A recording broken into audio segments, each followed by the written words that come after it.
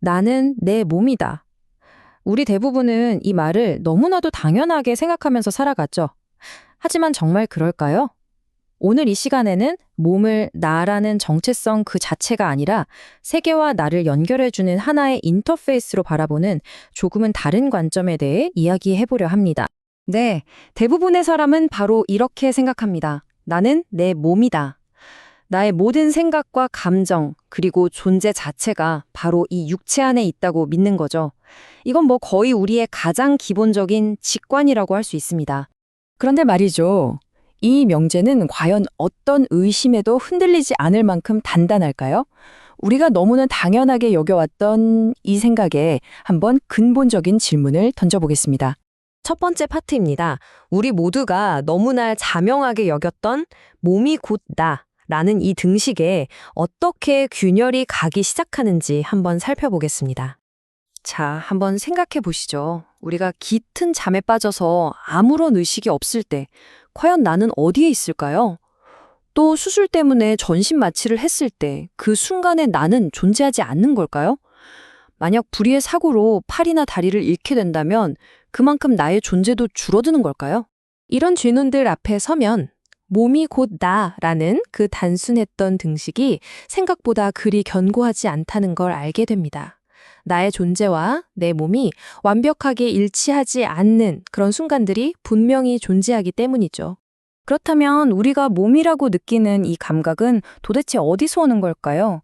이제 관점을 뇌과학적으로 옮겨서 그 과정을 한번 자세히 들여다보겠습니다. 여기서 핵심은 바로 이겁니다. 우리의 뇌는요, 두개골이라는 어둡고 캄캄한 상자 안에 갇혀 있습니다. 바깥 세상을 직접 보거나 만질 수가 없죠. 뇌가 할 수 있는 유일한 일은 눈, 코, 귀, 피부 같은 여러 감각 기관들이 보내온 전기 신호를 해석하는 것, 그것뿐입니다. 그 과정은 대략 이렇습니다. 먼저 외부 세계에는 빛, 압력, 온도 같은 순수한 물리적 데이터만 존재합니다. 이것을 우리의 감각기관이 포착해서 전기 신호로 변환한 다음 뇌로 보내주죠. 그러면 뇌는 이 모든 신호를 종합해서 지금 이런 상태의 몸이 여기에 있구나 하는 하나의 그럴듯한 결론을 만들어내는 겁니다. 다시 말해서 우리가 느끼는 몸과 이 현실이라는 건 실제 그 자체가 아니라 뇌가 입력된 데이터를 기반으로 렌더링한 결과물에 가깝다는 뜻입니다.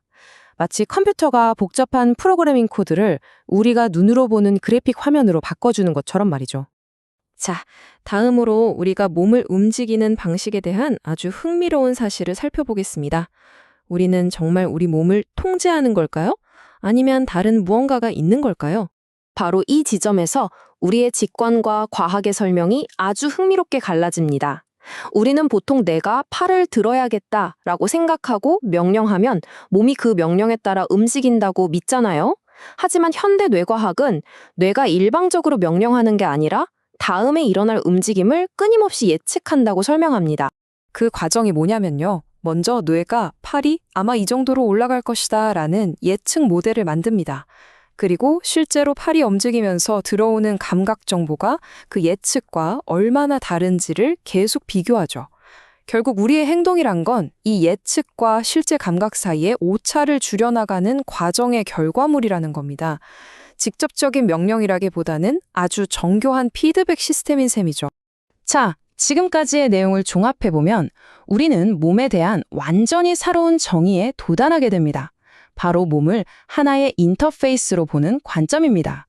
예전에는 몸을 나라는 소프트웨어가 담긴 하나의 하드웨어라고 생각했죠. 하지만 이제는 몸을 나라는 주체가 이 세계와 상호작용하기 위한 사용자 인터페이스, 즉 UI로 볼 수 있다는 겁니다. 컴퓨터를 한번 생각해보면 아주 쉽습니다. 모니터나 키보드가 나 자신은 아니잖아요. 하지만 그것들이 없으면 우리가 컴퓨터로 아무런 작업도 할 수 없죠.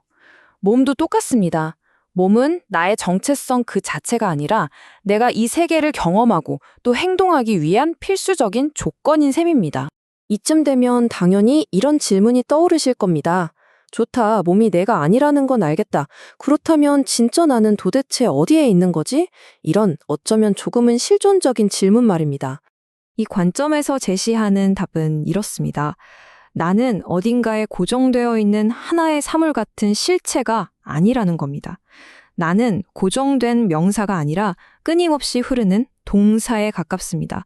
순간순간마다 새롭게 형성되었다가 사라지는 하나의 과정이자 패턴이라는 거죠.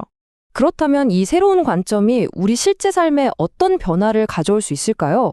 가장 큰 변화는 아마 몸에 대한 집착을 객관적인 관찰로 바꿀 수 있다는 점일 겁니다.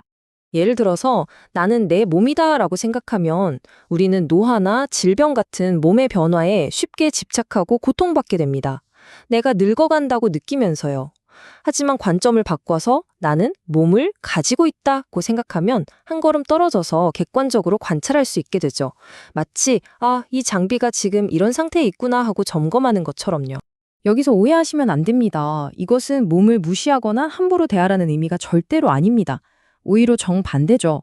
내 몸이라는 이 인터페이스의 상태를 더 정확하게 파악하고 더 정밀하고 효율적으로 사용하라는 의미에 가깝습니다.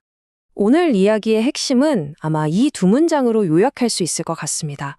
나는 몸이 아니다. 나는 몸을 통해 나타난다. 몸을 나 자신과 동일시하는 대신 나를 세상에 드러내는 소중한 매개체로 바라볼 때 우리는 비로소 몸과 그리고 자기 자신과 완전히 새로운 관계를 맺을 수 있을 겁니다.